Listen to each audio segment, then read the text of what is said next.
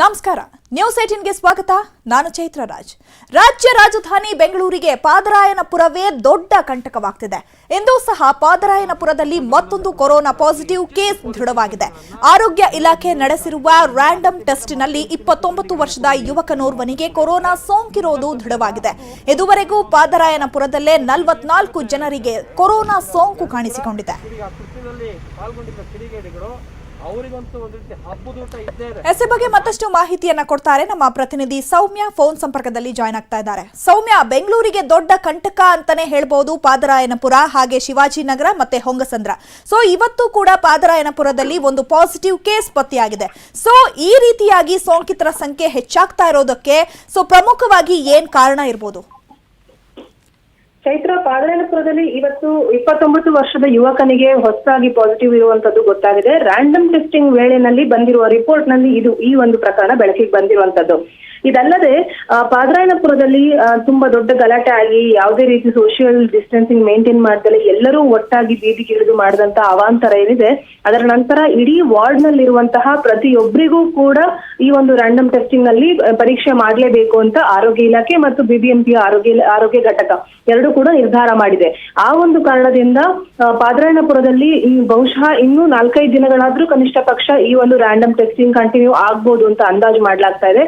So ಪ್ರತಿದಿನ ಹೊಸ ಪ್ರಕರಣಗಳು ಬೆಳಕಿಗೆ ಬರ್ತಾನೆ ಇದಾವೆ. ಹೊಂಗಸಂದ್ರದ ಪ್ರಕರಣಗಳು ಈಗ ಮುಕ್ತಾಯ ಆಗಿದೆ. 191 ಜನರದ್ದು ಪ್ರೈಮರಿ ಮತ್ತು ಸೆಕೆಂಡರಿ ಕಾಂಟ್ಯಾಕ್ಟ್ಸ್ ಯಾರ್ಯಾರಿದ್ರು ಕೇಸ್ ನಂಬರ್ 419 ಅವರ ಎಲ್ಲರ ಒಂದು ಪರೀಕ್ಷೆ ಮಾಡಿ ಅದರಲ್ಲಿ ಇದ್ದಂತಹ ಪಾಸಿಟಿವ್ ಮತ್ತು ನೆಗೆಟಿವ್ ಅನ್ನ ಸಪರೇಟ್ ಮಾಡಿ ಪಾಸಿಟಿವ್ ಇದ್ದವರಿಗೆಲ್ಲ ಚಿಕಿತ್ಸೆ ಕೊಟ್ಟು ಅವರು ನಿಧಾನಕ್ಕೆ ಅವರು ಕೂಡ ಗುಣಮುಖರಾಗಿ ಹೊಂಗಸಂದ್ರ ಪ್ರಕರಣ ಬಹುತೇಕ ಮುಗ್ದಂತಾಗಿದೆ. ಆದ್ರೆ ಪಾದರಾಯನಪುರದಲ್ಲಿ ಹೆಚ್ಚಿನ ಸಂಖ್ಯೆಯಲ್ಲಿದ್ದಾರೆ. ಜೊತೆಗೆ ಇಡೀ ವಾರ್ಡ್ಗೆ ರ್ಯಾಂಡಮ್ ಟೆಸ್ಟಿಂಗ್ ಮಾಡ್ತಾ ಇರುವಂತದ್ದು. ಆ ಒಂದು ಕಾರಣದಿಂದಾಗಿ ಇನ್ನೂ ಹೆಚ್ಚಿನ ಪ್ರಕರಣಗಳು ಬೆಳಕಿಗೆ ಬರುವಂತಹ ಸಾಧ್ಯತೆ ಇದೆ. ಚೈತ್ರ, ಓಕೆ, ಧನ್ಯವಾದಗಳು ಸೌಮ್ಯ ತಮ್ಮೆಲ್ಲ ಮಾಹಿತಿಗಾಗಿ. ರಾಜ್ಯದಲ್ಲಿ ದಿನೇ ದಿನೇ ಕೊರೋನಾ ಸೋಂಕು ಹೆಚ್ಚುತ್ತಲೇ ಇದೆ. ನಿನ್ನೆ ಒಂದೇ ದಿನ 41 ಪಾಸಿಟಿವ್ ಪ್ರಕರಣಗಳು ದೃಢಪಟ್ಟಿವೆ. ಇದರೊಂದಿಗೆ ರಾಜ್ಯದಲ್ಲಿ ಸೋಂಕಿತರ ಸಂಖ್ಯೆ 794ಕ್ಕೆ ಏರಿಕೆಯಾಗಿದೆ. ಸಿಲಿಕಾನ್ ಸಿಟಿ ಬೆಂಗಳೂರಿನಲ್ಲಿ ಹೆಮ್ಮಾರಿ ಕೊರೋನಾ ವೈರಸ್ ಮತ್ತೊಂದು ಬಲಿ ಪಡೆದುಕೊಂಡಿದೆ. ಇದರೊಂದಿಗೆ ಮೃತರ ಸಂಖ್ಯೆ 7ಕ್ಕೆ ಏರಿಕೆಯಾಗಿದೆ. ಹೆಣ್ಣೂರು ಬಾಣಸವಾಡಿಯ 57 ವರ್ಷದ ಮಹಿಳೆ ಕೊರೋನಾಗೆ ಬಲಿಯಾದವರು. ತೀವ್ರ ಉಸಿರಾಟದ ತೊಂದರೆಯಿಂದ ಬಳಲುತ್ತಿದ್ದ ಮಹಿಳೆ ಮೇ 6ರಂದು ಬೆಂಗಳೂರಿನ ನಾರ್ತ್ ಆಸ್ಪತ್ರೆಯಲ್ಲಿ ಚಿಕಿತ್ಸೆ ಪಡಿತಾ ಇದ್ದಾರೆ. ಕೊರೋನಾ ಶಂಕೆ ಹಿನ್ನೆಲೆ ಆಕೆಯ ಗಂಟಲು ದ್ರವವನ್ನ ಹೈದರಾಬಾದ್ಗೆ ಪರೀಕ್ಷೆಗೆ ಕಳುಹಿಸಲಾಗಿತ್ತು. ಆದ್ರೆ ವರದಿ ಬರುವ ಮುನ್ನವೇ ಅಂದ್ರೆ ಮೇ 7ಕ್ಕೆ ಮೃತಪಟ್ಟಿದ್ದಾರೆ.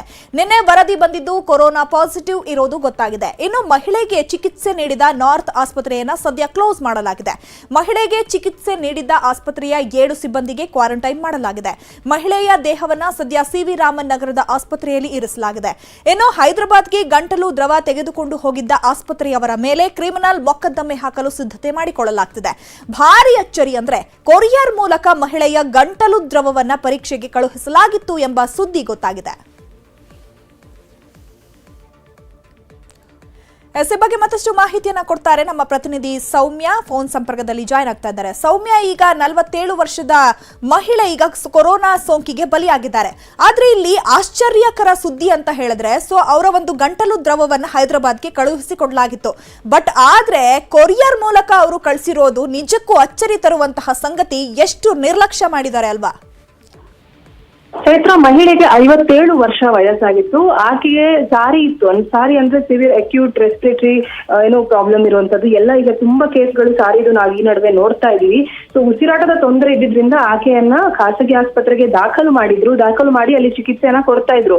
ಆದ್ರೆ ಅಲ್ಲಿ ಎಲ್ಲಾ ಕಡೆನೂ ಕೊರೋನಾ ಸೋಂಕಿರೋದು, ಜೊತೆಗೆ ಸಾರಿ ಇರೋರೆಲ್ಲರಿಗೂ ಅನೇಕರಿಗೆ ಈಗ ಪಾಸಿಟಿವ್ ಬರ್ತಾ ಇರೋದ್ರಿಂದ ಸ್ವಾಬ್ ಟೆಸ್ಟ್ ಮಾಡೋದು ಒಳಿತು ಅನ್ನೋದು ನಿರ್ಧಾರ ಆಯ್ತು.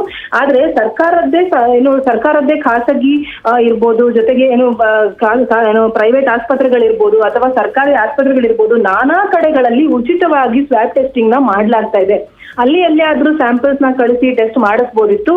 ಆದ್ರೆ ಯಾಕೆ ಅಂತ ಗೊತ್ತಿಲ್ಲ, ಮಹಿಳೆಯ ಕುಟುಂಬದವರು ಮತ್ತು ಆಸ್ಪತ್ರೆಯ ಸಿಬ್ಬಂದಿ ಜೊತೆ ಸೇರಿ ಆಕೆಯ ಸ್ವಾಬ್ ಟೆಸ್ಟಿಂಗ್ ಅನ್ನ ಹೈದರಾಬಾದ್ ನಲ್ಲಿ ಮಾಡಿಸೋದಕ್ಕೆ ನಿರ್ಧಾರ ಮಾಡ್ತಾರೆ. ಇಲ್ಲಿ ಯಾರಿಗೂ ಗೊತ್ತಾಗಬಾರ್ದು ಅಂತ ಯಾಕೆ ಮುಚ್ಚಿಟ್ರು ಅನ್ನುವಂತ ವಿಚಾರ ಇನ್ನೂ ನಿಗೂಢವಾಗೇ ಇದೆ. ಆಕೆಯ ಸ್ವಾಬ್ ಅನ್ನ ಇಲ್ಲಿಂದ ಹೈದರಾಬಾದ್ಗೆ ಹೇಗೆ ಕಳಿಸಿದ್ರು ಅನ್ನೋದೇ ತುಂಬಾ ದೊಡ್ಡ ಒಂದು ಪ್ರಶ್ನೆ ಆಗಿತ್ತು. ಯಾಕೆಂದ್ರೆ ಅಂತಾರಾಜ್ಯದ ಓಡಾಟ ಕಂಪ್ಲೀಟ್ ಆಗಿ ಸ್ಟಾಪ್ ಆಗಿದೆ. ಒಂದು ರಾಜ್ಯದಿಂದ ಇನ್ನೊಂದು ರಾಜ್ಯಕ್ಕೆ ಓಡಾಡೋದು ಅಷ್ಟೊಂದು ಸುಲಭ ಅಲ್ಲ. ಹದ್ದಿನ ಕಣ್ಣಿಟ್ಟು ಕಾಯಲಾಗ್ತದೆ ಬಾರ್ಡರ್ಸ್ ನ. ಇಂಥ ಸಂದರ್ಭದಲ್ಲಿ ಸ್ವಾಬ್ ಹೇಗೆ ಹೋಯ್ತು ಹೈದರಾಬಾದ್ಗೆ ಅಂತ. ಸೊ ಈ ಒಂದು ವಿಚಾರದಲ್ಲಿ ಆರೋಗ್ಯಾಧಿಕಾರಿಗಳು ಮಾಡಿದಂತಹ ಒಂದು ತಪಾಸಣೆ ಮತ್ತು ಕೆಲವು ವಿಚಾರಣೆಗಳಲ್ಲಿ ಗೊತ್ತಾಗಿರುವಂತದ್ದು ಈ ಒಂದು ಸ್ವಾಬ್ ಅನ್ನ ಅವರು ಕೊರಿಯರ್ ನಲ್ಲಿ ಕಳಿಸಿದ್ರು ಅಂತ. ಸ್ವಾಬ್ ಒಂದು ಲ್ಯಾಬಿಗೆ ರೀಚ್ ಆಗ್ಬೇಕಾದ್ರೆ ಅದು ಕೋಲ್ಡ್ ಚೈನ್ ನಲ್ಲಿ ರೀಚ್ ಆಗ್ಬೇಕಂದ್ರೆ ಇಂತಿಷ್ಟೇ ಪ್ರಮಾಣದ ಉಷ್ಣಾಂಶದಲ್ಲಿ ಅದನ್ನ ಸ್ಟೋರ್ ಮಾಡಿ ಅದನ್ನ ಕಳಿಸ್ಬೇಕಾಗುತ್ತೆ. ಸೊ ಆ ಕೋಲ್ಡ್ ಚೈನ್ ಬಾಕ್ಸ್ ನ ಕೂಡ ಇವರು ರೆಡಿ ಮಾಡ್ಕೊಂಡಿದ್ರು, ಅದರಲ್ಲಿ ಸ್ವಾಬ್ ಅನ್ನ ಇಟ್ಟು ನೀಟಾಗಿ ಪ್ಯಾಕ್ ಮಾಡಿ, ಬಹುಶಃ ಕೊರಿಯರ್ ಅವ್ರಿಗೂ ಕೂಡ ಗೊತ್ತಿರೋದಿಲ್ಲ ಇದರಲ್ಲಿ ಒಂದು ಸ್ವಾಬ್ ಟೆಸ್ಟಿಂಗ್ ಒಂದಿದೆ ಅಂತ. ಸೊ ಅದನ್ನ ಕೊರಿಯರ್ ಮೂಲಕ ಲ್ಯಾಬ್ಗೆ ಕಳಿಸಿ, ಲ್ಯಾಬ್ ನಲ್ಲಿ ಇರುವಂತಹ ಯಾರ ಹತ್ರ ಮಾತಾಡಿದ್ರು ಅಥವಾ ಅಲ್ಲಿ ಯಾರನ್ನ ಏನೋ ತಮ್ಮ ಕಡೆಗೆ ಮಾಡ್ಕೊಂಡಿದ್ರು ಅಂತ ಗೊತ್ತಿಲ್ಲ. ಯಾಕೆಂದ್ರೆ ಕೊರಿಯರ್ ನಲ್ಲಿ ಯಾರೋ ಖಾಸಗಿ ವ್ಯಕ್ತಿ ಕಳಿಸಿದ ಕೂಡಲೇ ಹಾಗೆಲ್ಲ ಮಾಡೋದು ಇಲ್ಲ ಪರೀಕ್ಷೆಗಳನ್ನ. ಅದ್ರ ಬಗ್ಗೆ ಅವರು ಕೂಡ ಪ್ರಶ್ನೆ ಮಾಡಿಲ್ಲ, ಅದನ್ನ ಟೆಸ್ಟ್ ಮಾಡಿ ರಿಪೋರ್ಟ್ ಕೂಡ ಇವರಿಗೆ ಪಾಸಿಟಿವ್ ಕೊಟ್ಟಿದ್ದಾರೆ. ಸೊ ಅನೇಕ ಅಪರಾಧಿಗಳು ಈ ಒಂದು ಸರಪಳಿನಲ್ಲಿ ಬರ್ತಾರೆ. ಬಹುಶಃ ಇದ್ರ ಬಗ್ಗೆ ಪೊಲೀಸ್ ತನಿಖೆ ತುಂಬಾ ತೀವ್ರವಾಗಿ ನಡೆಯುತ್ತೆ. ಚೈತ್ರ, ಓಕೆ, ಧನ್ಯವಾದಗಳು ಸೌಮ್ಯ ತಮ್ಮೆಲ್ಲ ಮಾಹಿತಿಗಾಗಿ. ಬೆಂಗಳೂರಿನ ಶಿವಾಜಿನಗರದಲ್ಲಿ ಪಾಸಿಟಿವ್ ಪ್ರಕರಣ ಪತ್ತೆಯಾದ ಹಿನ್ನೆಲೆಯಲ್ಲಿ ಕೆಲ ಏರಿಯಾಗಳನ್ನ ಬಂದ್ ಮಾಡಲಾಗಿತ್ತು. ಕಂಟೋನ್ಮೆಂಟ್ ಏರಿಯಾಗಳಲ್ಲಿ ಮತ್ತಷ್ಟು ಬಿಗಿ ಭದ್ರತೆ ಮಾಡಲಾಗ್ತಿದೆ. ಚಾಂದಿನಿ ಚೌಕ್ ರಸ್ತೆ ಹಾಗೂ ಅದರ ಅಕ್ಕಪಕ್ಕದ ರಸ್ತೆಗಳೆಲ್ಲವೂ ಬಂದ್ ಆಗಿವೆ. ಕಂಟೋನ್ಮೆಂಟ್ ಪ್ರದೇಶ ಹೊರತಾಗಿ ಇತರೆಡೆ ಮಟನ್ ಶಾಪ್ಗಳು ತೆರೆಯಲು ಅನುಮತಿ ನೀಡಿಲ್ಲ. ಕೇವಲ ತರಕಾರಿ ಮಾರುಕಟ್ಟೆ ಮಾತ್ರ ಓಪನ್ ಆಗಿದೆ. ಅಗತ್ಯ ಸೇವೆಗಳಿಗಾಗಿ ಮಾತ್ರ ಹೊರಬರಲು ಅವಕಾಶ ನೀಡಲಾಗಿದೆ. ಕಮರ್ಷಿಯಲ್ ಸ್ಟ್ರೀಟ್, ಇಬಿ ಸ್ಟ್ರೀಟ್ ಅಂಗಡಿ ಮುಂಗಟ್ಟುಗಳು ಇಂದೂ ಸಹ ಬಂದ್ ಆಗಿವೆ. ಇನ್ನು ಪಾದರಾಯನಪುರ ಹಾಗೂ ಹೊಂಗಸಂದ್ರದಲ್ಲೂ ಅಲರ್ಟ್ ಮಾಡಲಾಗಿದೆ.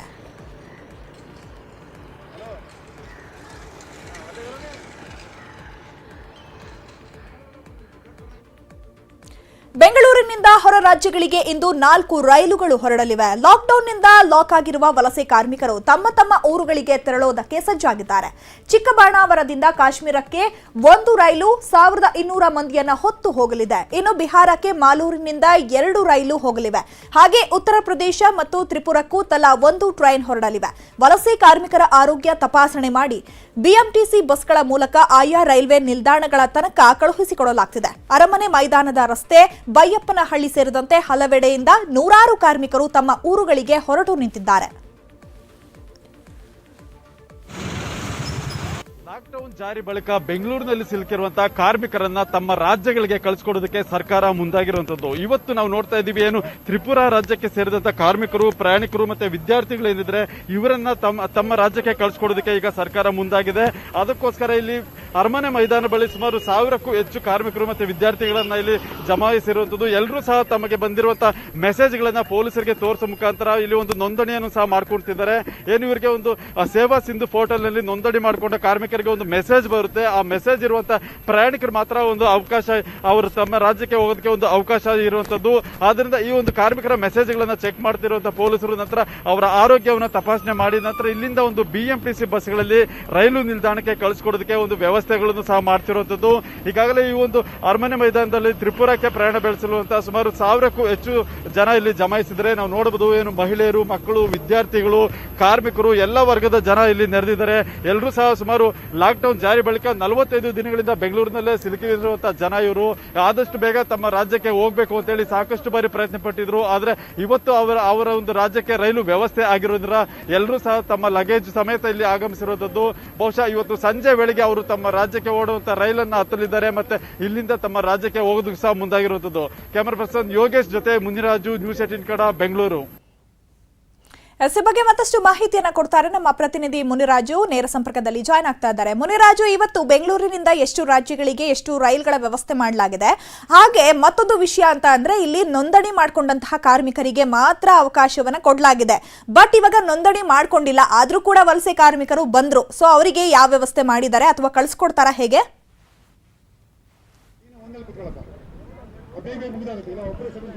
ಚೈತ್ರ, ಇವತ್ತು ಬೆಂಗಳೂರಿನಿಂದ ಸುಮಾರು 4 ವಿಶೇಷ ರೈಲುಗಳನ್ನ ವ್ಯವಸ್ಥೆ ಮಾಡಿರುವಂತದ್ದು. ಏನು ವಲಸೆ ಕಾರ್ಮಿಕರು ಮತ್ತೆ ಆಯಾ ರಾಜ್ಯಗಳ ಪ್ರವಾಸಿಗರನ್ನ ಮತ್ತೆ ವಿದ್ಯಾರ್ಥಿಗಳನ್ನ ಕಳಿಸಿಕೊಡೋದಕ್ಕೆ ಈ ಒಂದು ವ್ಯವಸ್ಥೆ ಇವತ್ತು ಆಗಿರುವಂತದ್ದು. ಈಗಾಗಲೇ ಬೆಂಗಳೂರಿನ 4 ಕಡೆಗಳಿಂದ ಒಂದು ಕಾರ್ಮಿಕರನ್ನ ಒಂದೇ ಕಡೆ ಸೇರಿಸಿ ಅವರನ್ನ ಚಿಕ್ಕಬಾಣಾವರ ರೈಲು ನಿಲ್ದಾಣಕ್ಕೆ ಕಳಿಸಿಕೊಡೋದಕ್ಕೆ ಈಗ ಅಧಿಕಾರಿಗಳು ಮುಂದಾಗಿದ್ದಾರೆ. ಈಗ ನಾವು ಏನು ಬೈಪ್ನಲ್ಲಿ ಬಳಿ ಇದ್ವಿ, ಈ ಒಂದು ಬೈಪ್ನಳ್ಳಿಯಿಂದ ಸುಮಾರು 1100 ಜನರನ್ನ ಒಂದು ಜಮ್ಮು ಕಾಶ್ಮೀರಕ್ಕೆ ಕಳಿಸಿಕೊಡೋದಕ್ಕೆ ಎಲ್ಲ ವ್ಯವಸ್ಥೆಗಳನ್ನು ಸಹ ಮಾಡಿರುವಂತದ್ದು. ಇರುವಂತದ್ದು. ಈಗಾಗಲೇ ನಾವು ನೋಡ್ತಾ ಇದ್ದೀವಿ, ಇವರೆಲ್ಲ ಸಹ ಜಮ್ಮು ಕಾಶ್ಮೀರಕ್ಕೆ ತೆರಳುವಂತಹ ಪ್ರಯಾಣಿಕರು, ಕಾರ್ಮಿಕರು ಮತ್ತೆ ವ್ಯಾಪಾರಿಗಳು ಹಾಗೂ ವಿದ್ಯಾರ್ಥಿಗಳು ಇಲ್ಲಿ ಸೇರಿರುವಂತದ್ದು. ಈಗಾಗಲೇ ಇವರೆಲ್ಲ ಸಹ ಒಂದು ಸೇವಾ ಸಿಂಧು ಪೋರ್ಟಲ್ ನಲ್ಲಿ ತಮ್ಮ ನೋಂದಣಿಯನ್ನ ಮಾಡಿಕೊಂಡು ಅಲ್ಲಿಂದ ಒಂದು ಮೆಸೇಜ್ ಬಂದಿರುತ್ತೆ, ಆ ಮೆಸೇಜ್ ಅನ್ನ ಪಡ್ಕೊಂಡು ಇಲ್ಲೆಲ್ಲ ಸಹ ಆಗಮಿಸಿದರೆ ಇವರೆಲ್ಲರೂ ಸಹ ಇವತ್ತು 11 ಗಂಟೆಗೆ ಹೋಗುವಂತ ಒಂದು ವಿಶೇಷ ರೈಲಿನಲ್ಲಿ ಜಮ್ಮು ಕಾಶ್ಮೀರದ ಉಧಂಪುರಕ್ಕೆ ಪ್ರಯಾಣ ಬೆಳೆಸೋದಕ್ಕೆ ಮುಂದಾಗಿದ್ದಾರೆ. ಮತ್ತೆ ಈಗಾಗಲೇ ಇವರ ಆರೋಗ್ಯವನ್ನು ಸಹ ತಪಾಸಣೆ ಮಾಡಲಾಗಿದ್ದು ಬಿಬಿಎಂಪಿ ಮತ್ತೆ ಆರೋಗ್ಯ ಸಿಬ್ಬಂದಿಯಿಂದ ಎಲ್ಲ ರೀತಿಯ ಮುತುವರ್ಜಿಗಳನ್ನು ಸಹ ವಹಿಸಿರುವಂತದ್ದು. ಯಾಕಂದ್ರೆ ರೈಲಿನಲ್ಲಿ ಸುಮಾರು 1000 ಜನ ಪ್ರಯಾಣಿಕರು ಪ್ರಯಾಣ ಮಾಡೋದ್ರಿಂದ ಯಾರಿಗೂ ಸಹ ಒಂದು ಆರೋಗ್ಯದಲ್ಲಿ ಏರುಪೇರು ಆಗಬಾರ್ದು, ಮತ್ತೆ ಆ ರೀತಿ ಏರುಪೇರು ಇರುವಂತಹ ವ್ಯಕ್ತಿಗಳನ್ನ ಇಲ್ಲೇ ಉಳಿಸ್ಕೊಳ್ಳೋದಕ್ಕೂ ಸಹ ಅಧಿಕಾರಿಗಳು ತೀರ್ಮಾನ ಮಾಡಿರುವಂತದ್ದು.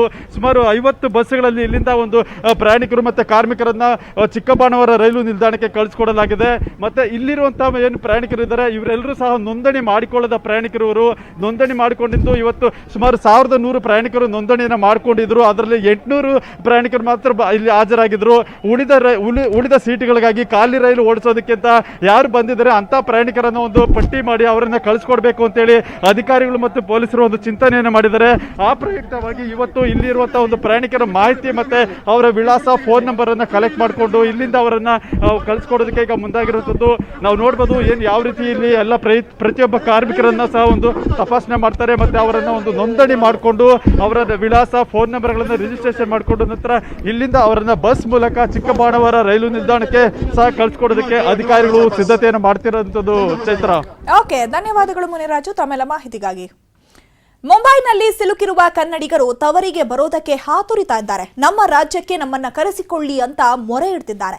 ಆದರೂ ಕರ್ನಾಟಕ ಸರ್ಕಾರ ಮಾತ್ರ ಆ ಕಡೆ ಕಿಂಚಿತ್ತೂ ಗಮನ ಕೊಡುವಂತೆ ಕಾಣಿಸ್ತಾ ಇಲ್ಲ. ಈ ನಡುವೆ ಮಹಾರಾಷ್ಟ್ರದ ಒಕ್ಕಲಿಗರ ಸಂಘ 5,600 ರೂಪಾಯಿ ದರ ನಿಗದಿ ಮಾಡಿದ್ದು ಬಡ ಕೂಲಿ ಕಾರ್ಮಿಕರ ಸುಲಿಗೆ ಮಾಡಲು ಮುಂದಾಗಿದೆ. ಆದರೆ ವಲಸಿಗ ಕಾರ್ಮಿಕರ ಬಗ್ಗೆ ನಿನ್ನೆ ಮಾಧ್ಯಮ ಪ್ರಕಟಣೆ ಹೊರಡಿಸಿರುವ ಕಂದಾಯ ಸಚಿವ ಆರ್ ಅಶೋಕ್, ಹೊರ ರಾಜ್ಯದಿಂದ ಬರೋ ಕನ್ನಡಿಗರ ಟ್ರೈನ್ ಟಿಕೆಟ್ ದರ ಭರಿಸಲು ರಾಜ್ಯ ಸರ್ಕಾರ ನಿರ್ಧರಿಸಿದೆ. ಹೊರ ರಾಜ್ಯದಲ್ಲಿರುವ ನಮ್ಮವರು ಮರಳಿ ರಾಜ್ಯಕ್ಕೆ ಬರಲು ಟ್ರೈನ್ ಟಿಕೆಟ್ ದರದ 15% ಭರಿಸುತ್ತೇವೆ. ಮಧ್ಯಪ್ರದೇಶ, ತ್ರಿಪುರಾ, ಹಿಮಾಚಲ ಪ್ರದೇಶ, ಜಮ್ಮು ಕಾಶ್ಮೀರ ರಾಜ್ಯಗಳಲ್ಲಿ ಇರುವ ಕನ್ನಡಿಗರು ಬರಬಹುದು ಎಂದಿದ್ದಾರೆ. ಆದರೆ ಮಹಾರಾಷ್ಟ್ರ ಕನ್ನಡಿಗರ ಬಗ್ಗೆ ಮಾತನಾಡಿಲ್ಲ. ಡಿಕೆ ಶಿವಕುಮಾರ್ ಮಾತ್ರ ಎಲ್ಲರನ್ನ ಕರೆತರಬೇಕು ಅಂತ ಆಗ್ರಹ ಮಾಡ್ತಿದ್ದಾರೆ. ಹನುಮಾನಗರದಲ್ಲಿದ್ದೀವಿ, ನಾವೆಲ್ಲ ಕನ್ನಡದವರೇ. ಇಲ್ಲಿ ನಮಗೆ ತುಂಬ ತೊಂದರೆ ಆಗಿದೆ. ತಿನ್ಲಿಕ್ಕೆ ಅನ್ನ ಇಲ್ಲ, ಆಮೇಲೆ ಮನೆ ಬಳೆ ಕಟ್ಟಿಗೆ ದುಡ್ಡಿಲ್ಲ. ನಾವು ತಿರ್ಗಾಡ್ಕೊಂಡು ಸಣ್ಣ ಪುಟ್ಟ ವ್ಯವಸಾಯ ಮಾಡ್ಕೊಂಡಿದ್ದೀವಿ. ಏನು ನಿಮ್ಮ ಕಡೆ ದುಡ್ಡು ಕೊಡ್ತಾ ಇಲ್ಲ. ನಮಗೆ ಊರಿಗೆ ಬರೋದು ಮಾಡ್ಕೊಳ್ಳಿ. ಏನಿದ್ರು ಕನ್ನಡದವರೇ ಹಬ್ಬ ಕೊಟ್ಕೊಂಡು ಹೇಳ್ಕೊತೀವಿ. ಯಾವಾಗಲೂ ಕನ್ನಡದವರು ಅಂತವ. ಇವಾಗ ನೀವು ಕನ್ನಡದವರಾಗಿ ಕನ್ನಡದವರೇ ಕರ್ಕೊಂಡವ್ರಿಗೆ ಯಾರು ಕಳ್ಕೊಳ್ತಾರೆ? ನಮಸ್ಕಾರ ಮುಖ್ಯಮಂತ್ರಿಗಳೇ, ಈ ಕೊರೋನಾ ವಿಚಾರದಲ್ಲಿ ತಾವೆಲ್ಲ ಸಹಕಾರ ಕೊಡ್ತಾ ಇರೋದಕ್ಕೆ ತಮಗೆ ನಾನು ಅಭಿನಂದನೆ ಸಲ್ಲಿಸಲಿಕ್ಕೆ ನಾನು ಬಯಸ್ತಾ ಇದ್ದೇನೆ. ಒಂದು ಸಣ್ಣ ಮನವಿ, ನಮ್ಮ ಕನ್ನಡಿಗರು, ನಮ್ಮ ಅಣ್ಣ ತಮ್ಮಂದಿರು, ನಿಮ್ಮ ಅಣ್ಣ ತಮ್ಮಂದಿರು ಎಲ್ಲ ಹೊರನಾಡಿನಲ್ಲಿ ತಗಲಾಕೊಂಡಿದ್ದಾರೆ, ಬಾರ್ಡರ್ಗಳಲ್ಲಿ ತಗಲಾಕೊಂಡಿದ್ದಾರೆ. ತಮ್ಮ ತಾಯ್ನಾಡಿಗೆ ಬರಬೇಕು ಅಂತ ಹೇಳಿ ಇಚ್ಛೆ ಪಡ್ತಾ ಇದ್ದಾರೆ. ಸಾವಿರಾರು ಜನ, ಲಕ್ಷಾಂತರ ಮಂದಿ ಅರ್ಜಿಯನ್ನು ಹಾಕೊಂಡಿದ್ದಾರೆ. ಯಾರನ್ನು ಕೂಡ ಹೊರಗಡೆ ಕರ್ಕೊಂಡ್ಬರ್ಲಿಕ್ಕೆ ಯಾವ ಅಧಿಕಾರಿ ಕೂಡ ಆಸಕ್ತಿಯನ್ನು ವಹಿಸಲ್ಲ. ತಮಗೆ ನಾನು ನಮ್ರತೆಯಿಂದ ಮನವಿ ಮಾಡ್ಕೊಳ್ತಾ ಇದ್ದೇನೆ, ದಯವಿಟ್ಟು ಹೊರಗಡೆ ಇರುವಂತ ಕನ್ನಡಿಗರನ್ನ ಕರ್ಕೊಂಡು ಬರ್ಲಿಕ್ಕೆ ತಾವು ವ್ಯವಸ್ಥೆಯನ್ನ ಮಾಡಬೇಕು. ಹೊರಗಡೆ ರಾಷ್ಟ್ರದಿಂದ ಅನೇಕ ಜನರನ್ನ ಈಗಾಗಲೇ ವಿಮಾನದಲ್ಲಿ ಕರ್ಕೊಂಡು ಬರ್ತಾ ಇದ್ದೇವೆ. ನಾವು ನಿಮ್ ಜೊತೆ ಇದ್ದೇವೆ. ಎಲ್ಲ ತರದ ಸಹಕಾರವನ್ನು ಕೊಡ್ಲಿಕ್ಕೆ ಕಾಂಗ್ರೆಸ್ ಪಕ್ಷ ತಯಾರಾಗಿದೆ. ಸಂಪೂರ್ಣವಾಗಿ ನಿಮಗೆ ಸಹಕಾರ ಕೊಡ್ಲಿಕ್ಕೆ ನಾವು ಬದ್ಧರಾಗಿದ್ದೇವೆ. ದಯವಿಟ್ಟು ಕನ್ನಡಿಗರನ್ನ ಕನ್ನಡ ನಾಡಿಗೆ ತರಬೇಕು ಅಂತೇಳಿ ನಮ್ರತೆಯಿಂದ ಮನವಿ ಮಾಡ್ಕೊಳ್ತಾ ಇದ್ದೇನೆ. ನಮಸ್ಕಾರ. Welcome back. ರಾಜ್ಯದಲ್ಲಿ ಕೊರೋನಾ ಕಂಟ್ರೋಲ್ಗೆ ಬರ್ತಿಲ್ಲ. ಲಾಕ್ಡೌನ್ ಸಡಿಲಿಕೆಯಿಂದ ಮತ್ತಷ್ಟು ಪ್ರಕರಣಗಳು ಹೆಚ್ಚಾಗ್ತಿದೆ. ಈ ಮಧ್ಯೆ ಇಡೀ ಕರ್ನಾಟಕ ಬೆಚ್ಚಿ ಬೀಳಿಸುವ ಸುದ್ದಿಯೊಂದಿದೆ. ಅಹಮದಾಬಾದ್ನಿಂದ ಬಂದ ತಬ್ಲಿಘಿಗಳು ನಕಲಿ ದಾಖಲೆ ಮೂಲಕ ರಾಜ್ಯಕ್ಕೆ ಬಂದಿರುವ ಶಂಕೆ ವ್ಯಕ್ತವಾಗಿದೆ. ಅಹಮದಾಬಾದ್ನಿಂದ ಬಂದ ತಬ್ಲಿಘಿಗಳ ಬಳಿ ಕೊರೋನಾ ನೆಗೆಟಿವ್ ಡಾಕ್ಯುಮೆಂಟ್ ಇರುವ ಶಂಕೆ ವ್ಯಕ್ತವಾಗಿದೆ. ಈ ಬಗ್ಗೆ ಪರಿಶೀಲನೆ ನಡೀತಾ ಇದೆ ಅಂತ ತುಮಕೂರು ಡಿಸಿ ರಾಕೇಶ್ ಕುಮಾರ್ ಮಾಹಿತಿ ನೀಡಿದ್ದಾರೆ. ಈ ಬಗ್ಗೆ ಮಾತನಾಡಿದ ಡಿಸಿ ರಾಕೇಶ್ ಕುಮಾರ್, ಅಹಮದಾಬಾದ್ ಅಧಿಕಾರಿಗಳ ಜೊತೆ ನಿರಂತರ ಸಂಪರ್ಕದಲ್ಲಿ ನೀಡಲಿದ್ದೇವೆ. 13 ಜನರಲ್ಲಿ ನಿನ್ನೆ 3 ಜನಕ್ಕೆ ಸೋಂಕು ದೃಢವಾಗಿದೆ. ಈ ಮಾಹಿತಿಯನ್ನ ಅಹಮದಾಬಾದ್ನ ಕಲೆಕ್ಟರ್ಗೂ ಕಳುಹಿಸಲಾಗಿದೆ. ಸರ್ಕಾರಕ್ಕೂ ಇವರ ಮಾಹಿತಿಯನ್ನ ಕಳುಹಿಸಿದ್ದೇವೆ. ಈ ಬಗ್ಗೆ ಹೆಚ್ಚಿನ ಮಾಹಿತಿಯನ್ನ ಅಲ್ಲಿನ ಕಲೆಕ್ಟರ್ನಿಂದ ತರಿಸಿಕೊಳ್ಳಲಾಗ್ತಿದೆ. ಒಂದು ವೇಳೆ ತಬ್ಲೀಘಿಗಳು ಕೊಟ್ಟ ಮಾಹಿತಿ ತಪ್ಪಿದ್ದಲ್ಲಿ ಕಾನೂನು ರೀತಿ ಕ್ರಮ ಕೈಗೊಳ್ಳೋದಾಗಿ ಹೇಳಿದ್ದಾರೆ. 13 ಜನ ಪಾವಗಡದಲ್ಲಿ ನಮ್ಮ ಹಾಸ್ಟೆಲ್ನಲ್ಲಿ ನಾವು ಅವ್ರನ್ನ ಕ್ವಾರಂಟೈನ್ ಮಾಡಿದ್ವಿ. ಈ 13 ಜನದಲ್ಲಿ 3 ಜನ ಇವತ್ತು ಪಾಸಿಟಿವ್ ಆಗಿ ಬಂದಿದೆ. ಈ ಮಾಹಿತಿನ ನಾವು ಈಗಾಗಲೇ ಅಹಮದಾಬಾದ್ ಕಲೆಕ್ಟರ್ ಹತ್ರನೂ ಕೂಡ ನಾವು ಕಳಿಸ್ಕೊಟ್ಟಿದ್ದೇವೆ. ಈ ರೀತಿಯಾಗಿ ಅಲ್ಲಿ ನೀವು ಟೆಸ್ಟ್ ಮಾಡಿ ಕಳಿಸಿರುವಂಥದ್ದು ಮತ್ತೆ ಇಲ್ಲಿ ಪಾಸಿಟಿವ್ ಆಗಿದೆ ಅನ್ನೋದ್ರ ಬಗ್ಗೆ ಮತ್ತು ಸರ್ಕಾರಕ್ಕೂ ನಾವು ಮಾಹಿತಿಯನ್ನು ಕಳಿಸ್ಕೊಟ್ಟಿದ್ದೇವೆ.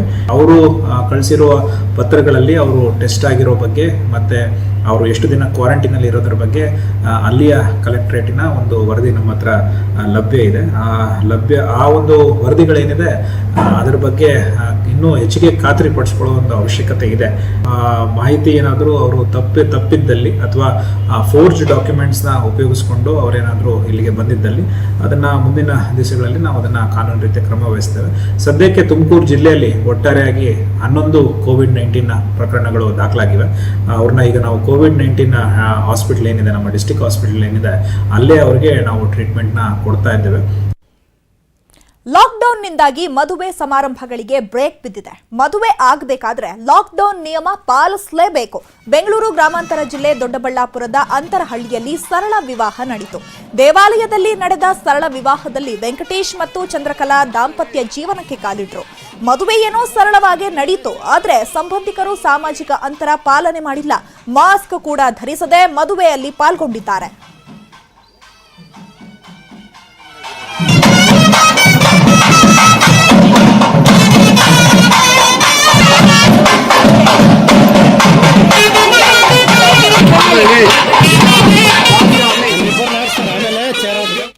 ಮಂಡ್ಯದ ಸ್ವರ್ಣಸಂದ್ರ ಬಡಾವಣೆಯಲ್ಲಿ ಕೊರೋನಾ ಸೋಂಕಿತ ಗುಣಮುಖನಾಗಿದ್ದು ಈ ಏರಿಯಾದಲ್ಲಿ ಹಾಕಿದ್ದ ಸೀಲ್ ಡೌನ್ ತೆರವು ಮಾಡಲಾಗಿದೆ. ಸುಮಾರು 1 ತಿಂಗಳ ಬಳಿಕ ಸ್ವರ್ಣಸಂದ್ರ ಬಡಾವಣೆಯ ಸೀಲ್ ಡೌನ್ ತೆರವು ಮಾಡಲಾಗಿದೆ. ಕೊರೋನಾ ಪ್ರಕರಣವನ್ನ ಪರಿಣಾಮಕಾರಿಯಾಗಿ ತಡೆಗಟ್ಟಿದ್ದ ಜಿಲ್ಲಾಡಳಿತಕ್ಕೆ ಸ್ಥಳೀಯರು ಕೃತಜ್ಞತೆ ಸಲ್ಲಿಸಿದ್ದಾರೆ. ಬಡಾವಣೆಯ ನಿವಾಸಿ ಜುಬಿಲಿಯಂಟ್ ಕಾರ್ಖಾನೆ ನೌಕರನಾಗಿದ್ದ ಈತನಿಗೆ ಸೋಂಕು ತಗುಲಿದ್ರಿಂದ ಸ್ವರ್ಣಸಂದ್ರ ಬಡಾವಣೆ ಸೀಲ್ ಡೌನ್ ಆಗಿತ್ತು. ತಿಂಗಳ ಬಳಿಕ ಬಡಾವಣೆ ಸಹಜ ಸ್ಥಿತಿಗೆ ಮರಳಿದೆ. ಇನ್ನು ಗುಣಮುಖನಾದ ವ್ಯಕ್ತಿ ಜಿಲ್ಲಾಡಳಿತ ಹಾಗೂ ವೈದ್ಯರಿಗೆ ಧನ್ಯವಾದ ತಿಳಿಸಿದ್ದಾರೆ. ಸೊ ಪರ್ಟಿಕ್ಯುಲರ್ಲಿ ನಮ್ಮ ಮಂಡ್ಯ ಜಿಲ್ಲಾಡಳಿತ ತುಂಬ ಎಫೆಕ್ಟಿವ್ ಆಗಿ ಕೆಲಸ ಮಾಡಿದೆ ಅಂತ ನಾನಾದರೂ ಭಾವಿಸ್ತೀನಿ ಸರ್.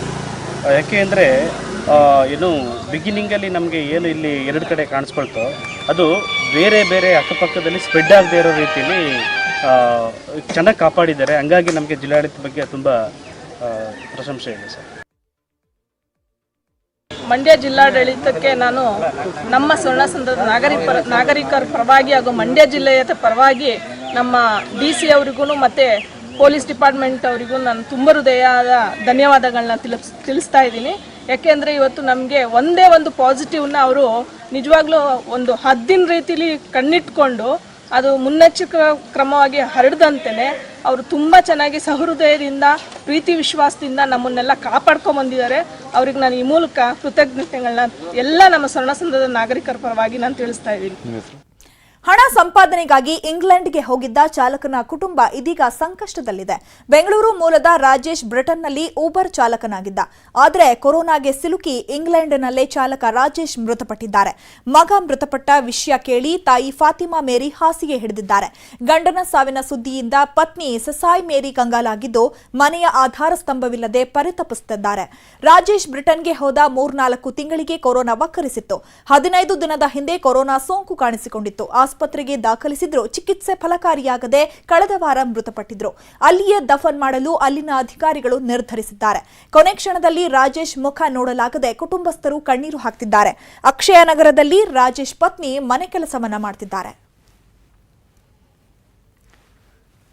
ಮಗ UK ಹೋಗಿದ್ದೆ ಸರ್. ನನ್ನ ಮಗನ ಹೆಸರು ರಾಜೇಶು. ಮತ್ತು ಅಷ್ಟು ದೂರ ಹೋಗ್ಬಿಟ್ಟು ಕೊರೋನಾ ನನ್ನ ತೀರೋಗ್ಬಿಟ್ಟ ಸರ್. ಇವಾಗ ಅದರಿಂದ ನಮಗೆ ಯಾರು ಹೆಲ್ಪ್ ಮಾಡೋರು ಇಲ್ಲ ಸರ್. ಒಂದೇ ಒಂದು ಮಗ ಕಣ್ಣೀರಲ್ಲೇ ನಾವು ಅವತ್ತಿಂದ ಇವತ್ತವರೆಗೂ ಕೂತ್ಕೊಂಡು ಆಗ್ತಾ ಇದ್ದೀವಿ ಸರ್. ನಮ್ಗೆ ಯಾರು ಇವಾಗ 1 ರೂಪಾಯಿ ಕೊಡೋರು ಯಾರು ಇಲ್ಲ. ಇದು ಒಂದು ಮಗ ಹೋಗ್ಬಿಟ್ಮೇಲೆ ನಮ್ಗೆ ಯಾರಿದ್ದಾರೆ ಸರ್. ನನ್ನ ಮೊಣಕಾಲು ಇವಾಗ ಆಪ್ರೇಷನ್ ಮಾಡ್ಬೇಕು. 2 ಮೊಣಕಾಲು ಸರ್, ಇದು 2 ಮೊಣಕಾಲು.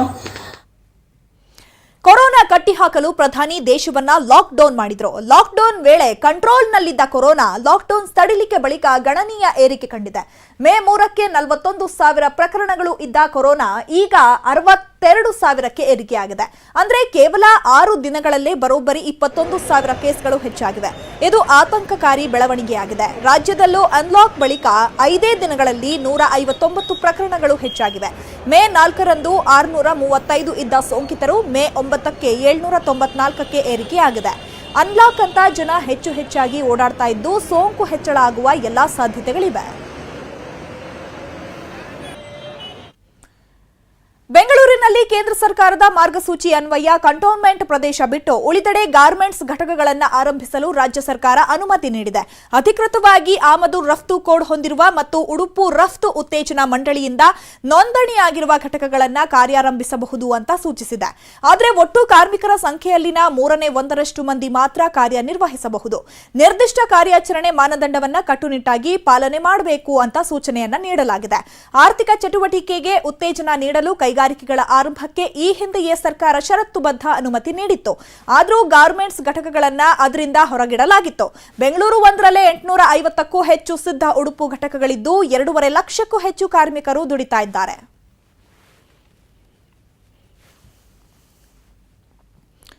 ರಾಜ್ಯದ ಸರ್ಕಾರಿ ವಿಶ್ವವಿದ್ಯಾಲಯಗಳ ಕುಲಪತಿಗಳ ಜೊತೆಗೆ ವಿಡಿಯೋ ಸಂವಾದ ನಡೆಸಿರುವ ಉಪಮುಖ್ಯಮಂತ್ರಿ ಡಾಕ್ಟರ್ ಸಿಎನ್ ಅಶ್ವತ್ಥನಾರಾಯಣ್ ಮೇ 30ರೊಳಗೆ ಆನ್ಲೈನ್ನಲ್ಲಿ ಪಾಠ ಪ್ರವಚನ ಮುಗಿಸಲು ಕುಲಪತಿಗಳಿಗೆ ಸೂಚನೆ ಕೊಟ್ಟಿದ್ದಾರೆ. ಮೇ 17ರ ಬಳಿಕ ಲಾಕ್ಡೌನ್ ಮುಗಿದ ನಂತರ ಪದವಿ ಪರೀಕ್ಷೆಗಳ ದಿನಾಂಕ ನಿಗದಿ ಮಾಡಲಾಗುತ್ತೆ ಎಂದಿದ್ದಾರೆ. ಇನ್ನು 2020-2021ನೇ ಸಾಲಿನ ಶೈಕ್ಷಣಿಕ ವರ್ಷದ ಶಾಲಾ ಪಠ್ಯಗಳ ಕಡಿತಕ್ಕೆ ಸೂಚನೆ ನೀಡಲಾಗಿದೆ. ಶೈಕ್ಷಣಿಕ ವರ್ಷ ವಿಳಂಬವಾಗುವ ಕಾರಣಕ್ಕೆ ಪಠ್ಯಗಳ ಕಡಿತಕ್ಕೆ ಚಿಂತನೆ ಮಾಡಲಾಗಿದೆ. 1ರಿಂದ 10ನೇ ತರಗತಿ ಹಾಗೂ ಪದವಿ ಪೂರ್ವ ಶಿಕ್ಷಣದ ಪಠ್ಯಕ್ರಮದಲ್ಲೂ ಹೆಚ್ಚುವರಿ ಪಠ್ಯವನ್ನ ಗುರುತಿಸುವಂತೆ ಸರ್ಕಾರ ಸೂಚನೆ ಕೊಟ್ಟಿದೆ. ಎಪಿಎಂಸಿ ಮಾರುಕಟ್ಟೆಯಲ್ಲಿ ವಹಿವಾಟು ನಡೆಸಿರೋ ಹಿನ್ನೆಲೆಯಲ್ಲಿ ಕೋಲಾರ ಎಪಿಎಂಸಿ ಮಾರುಕಟ್ಟೆಯಲ್ಲಿ ಕೊರೋನಾ ಭೀತಿ ಎದುರಾಗಿದೆ. ಈ ಹಿನ್ನೆಲೆಯಲ್ಲಿ ಎಪಿಎಂಸಿ ಮಾರುಕಟ್ಟೆಗೆ ಜನರು ಬರಲು ಹಿಂದೇಟು ಹಾಕ್ತಿದ್ದಾರೆ.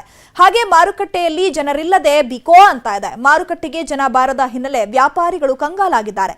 ಇನ್ನು ನಿನ್ನೆಯಷ್ಟೇ 24 ಜನರನ್ನ ಕ್ವಾರಂಟೈನ್ ಮಾಡಲಾಗಿತ್ತು. ಹಾಗೆ ಸೋಂಕಿತರು ಹೋಗಿದ್ದ ಮಂಡಿಗಳು, ಹೋಟೆಲ್ ಬಂದ್ ಮಾಡಲಾಗಿದೆ. ಲಾಕ್ಡೌನ್ ಕಾರಣದಿಂದಾಗಿ ತೋಟಗಾರಿಕೆ ಬೆಳೆಗಾರರು ತತ್ತರಿಸುವಂತಾಗಿದೆ. ಸರ್ಕಾರವೇನೋ ಕೊರೋನಾ ನಿಯಂತ್ರಣಕ್ಕೆ ಲಾಕ್ಡೌನ್ ಜಾರಿಗೆ ತಂದು ಅದನ್ನು ವಿಸ್ತರಿಸುತ್ತಲೇ ಸಾಗಿದೆ. ಇದರಿಂದಾಗಿ ತೋಟಗಾರಿಕೆ ಬೆಳೆಗಾರರು ಸಂಕಷ್ಟದ ಮೇಲೆ ಸಂಕಷ್ಟ ಎದುರಿಸುವಂತಾಗಿದೆ. ನಾನು ಪ್ರತಿ ವರ್ಷ ಕುಂಬಳಕಾಯಿ ಬೆಳಿತಿದ್ದೀನಿ ರೀ. ಈ ವರ್ಷ ಕೂಡ ಬೆಳೆದಿದ್ದೀನಿ. ಏನೂ ಇದಕ್ಕೆ ನಮ್ಗೆ ಸರಿಯಾಗಿ ಸಿಗ್ತಾ ಇಲ್ಲ, ಎಲ್ಲಿ ಮಾರ್ಲಿಕ್ಕೆ ಆಗ್ತಾ ಇಲ್ಲ. ನಾನು 4 ಎಕರೆ ಈ ವರ್ಷ ಕುಂಬಳಕಾಯಿ ಹಚ್ಚಿದ್ದೀನಿ. ಪ್ರತಿ ವರ್ಷ ಹಚ್ತಿದ್ದೀನಿ. ವಾಸಿ ಮಾರ್ಕೆಟ್ಗೆ ಹೋಗ್ತಿತ್ತು.